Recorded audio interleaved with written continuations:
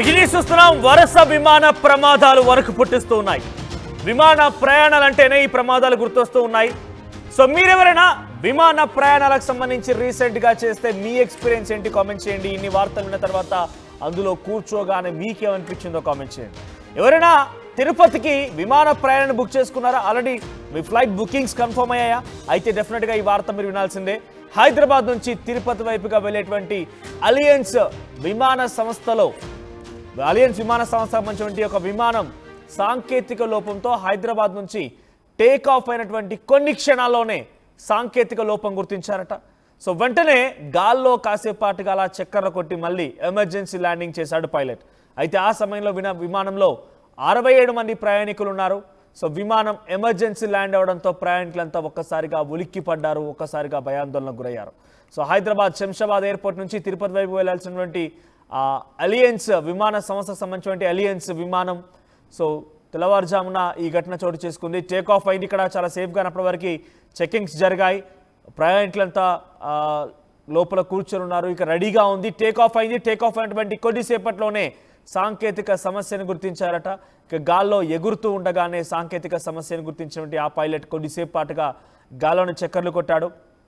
ఆ తర్వాత ఏటీసీకి information pass చేస్తే ఏటీసీ క్లియరెన్స్తో మళ్ళీ హైదరాబాద్లో సేఫ్గా ల్యాండ్ అయింది. 67 మంది ప్రయాణికులతో వెళ్ళినటువంటి ఆ విమానం ఒక్కసారిగా సాంకేతిక లోపం కారణంగా గాల్లోనే చక్కర్లు కొట్టాల్సి వచ్చింది.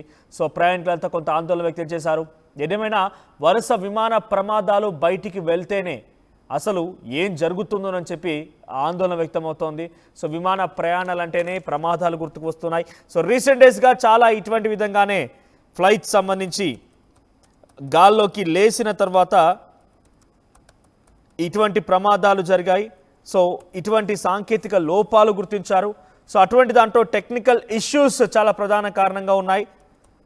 సో ఆ టెక్నికల్ ఇష్యూస్ కారణంగానే ఇటువంటి ఘటనలు ప్రజలంతా కూడా గాల్లో ఉండగా ఇలా చక్కర్లు కొట్టడాలు, గాల్లో ఉండగానే కొంత ఆందోళన గురవడాలు ఇవన్నీ కూడా జరుగుతున్నాయి. ఏదేమైనా ఎలియన్స్ ఎయిర్లైన్స్ సంబంధించినటువంటి ఆ విమానం హైదరాబాద్ నుంచి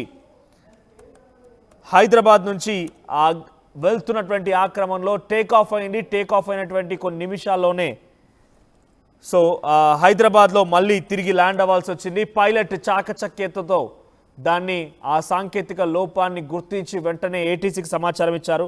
ఏటీసీకి సమాచారం ఇచ్చి మళ్ళీ దాన్ని సేఫ్గా ఇక ల్యాండ్ అయ్యే ప్రయత్నం చేశారు. సో ఇది తిరుపతి వెళ్ళవలసి ఉంది. తిరుపతి నుంచి వెళ్లకుండానే మళ్ళీ మధ్యలోనే ఆగిపోయింది. ప్రస్తుతం శంషాబాద్ ఎయిర్పోర్ట్లోనే మళ్ళీ నిలిపివేశారు. సో ఆ ప్రయాణికులు కూడా కొంత ఆందోళన వ్యక్తం చేస్తున్నారు. దర్శనాల కోసం వెళ్ళేవారు ఉన్నారు. చాలామంది ఇతరత్ర ఫంక్షన్స్ లేకపోతే ఇతరత్ర వాళ్ళ వ్యక్తిగత విషయాలపైన వెళ్ళే వాళ్ళు ఉన్నారు. వాళ్ళంతా కూడా ఈ విమానం ఒక్కసారిగా సాంకేతిక లోపం తలెత్తి మళ్ళీ ల్యాండ్ అవ్వడం పైన తీవ్రమైనటువంటి ఆందోళన వ్యక్తం చేస్తున్నారు. సో ప్రస్తుతానికి వారందరినీ కూడా వేరే విమానాల ద్వారా పంపించే ప్రయత్నం చేస్తామని అక్కడ విమానయాన సంస్థకు సంబంధించినటువంటి ప్రతినిధులు చెప్తున్నట్టు తెలుస్తోంది. మా ప్రతినిధి పెట్రిషియా సిద్ధంగా ఉన్నారు.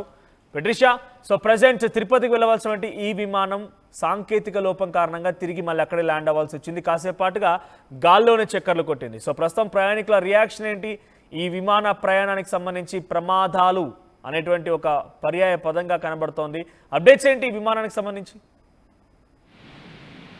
ఎస్, కంటిన్యూస్ గా ప్లేన్ క్రాషెస్ అనేవి జరుగుతున్నాయి. ఏదైతే హైదరాబాద్ నుంచి తిరుపతికి వెళ్లే ఫ్లైట్ ఒక వైపు టెక్నికల్ గ్లిచ్ వల్ల కూడా అది టేక్ ఆఫ్ తీసుకున్న కొద్దిసేపటికే కూడా మళ్ళీ ఎమర్జెన్సీ ల్యాండింగ్ చేయడం జరిగింది. దాంట్లో పైలట్ కూడా వెంటనే అత్యవసర ల్యాండింగ్ చేయాల్సి వచ్చింది. అలర్ట్ అయిపోయి దాదాపు ఈ ప్యాసింజర్స్ అంతా కూడా ఆన్ బోర్డ్ 67 మెంబర్స్ ఉన్నారంటూ కూడా సమాచారం.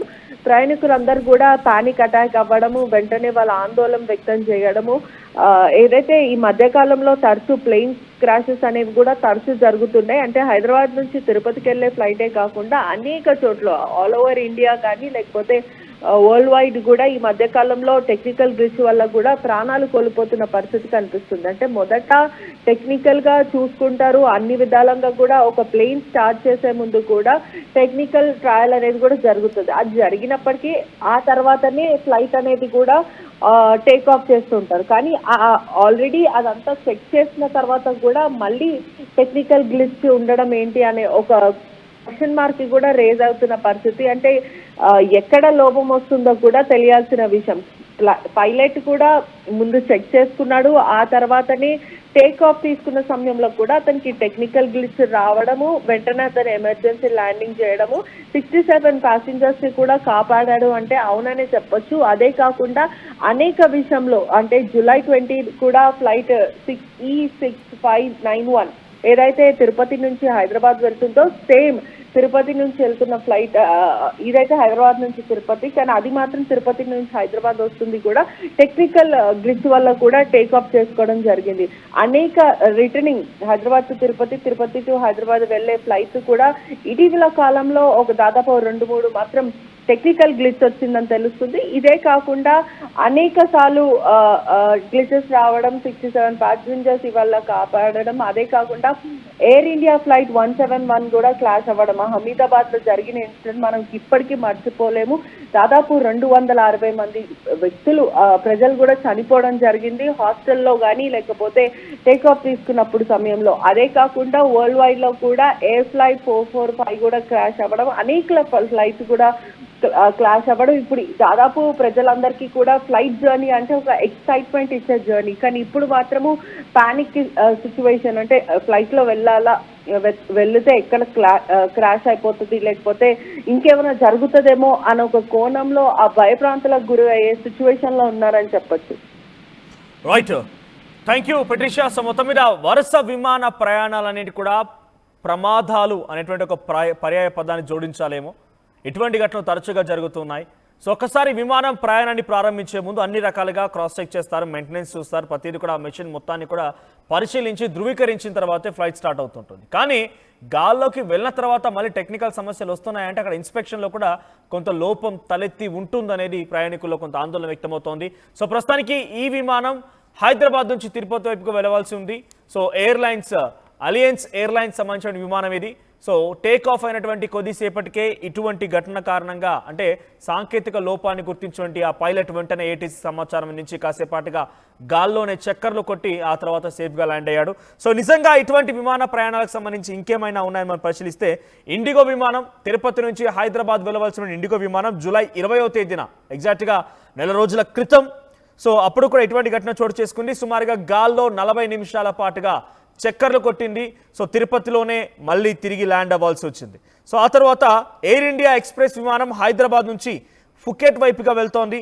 సో థాయిలాండ్లో ఫుకెట్ బయలుదేరినటువంటి ఎయిర్ ఇండియా ఎక్స్ప్రెస్ విమానంలో టేక్ ఆఫ్ అయినటువంటి 8 నిమిషాల తర్వాత ఒక టెక్నికల్ గ్లిచ్ని ఎదుర్కొన్నారు పైలట్. దీంతో గాల్లోనే చక్కర్లు కొట్టింది, మళ్ళీ శంషాబాద్ విమానాశ్రయంలో ల్యాండ్ అయింది. ఆ తర్వాత స్పైస్ జెట్ విమానం June 19 exact 2 months back. So June 19లో కూడా తిరుపతికి బయలుదేరాల్సినటువంటి ఒక స్పైస్ జెట్ విమానంలో ఇటువంటి సాంకేతిక సమస్య తలెత్తి హైదరాబాద్లోనే గాల్లోనే చక్కర్లు కొట్టి మళ్ళీ అక్కడే ల్యాండ్ అవ్వాల్సి వచ్చింది. ఇక లుఫ్తాన్సా విమానం హైదరాబాద్ నుంచి ఫ్రాంక్ఫర్ట్కు వెళ్ళవలసినటువంటి ఆ లుఫ్తాన్సా విమానయాన సంస్థ సంబంధించినటువంటి ఆ విమానం మే 21న సో అప్పుడు కూడా ఇటువంటి ఘటన చోటు చేసుకుంది. గాల్లో చక్కర్లు కొట్టి మళ్ళీ అక్కడే ల్యాండ్ అయిపోవాల్సి వచ్చింది. సో ఇటువంటి విమాన వరుస ప్రమాదాలపైన ఇటువంటి సాంకేతిక సమస్యలపైన మీ అభిప్రాయం ఏంటి? విమాన ప్రయాణాలు రీసెంట్ డేస్లో మీరు చేశారా? సో మీ ఎక్స్పీరియన్స్ ఏంటి? కామెంట్ చేయండి.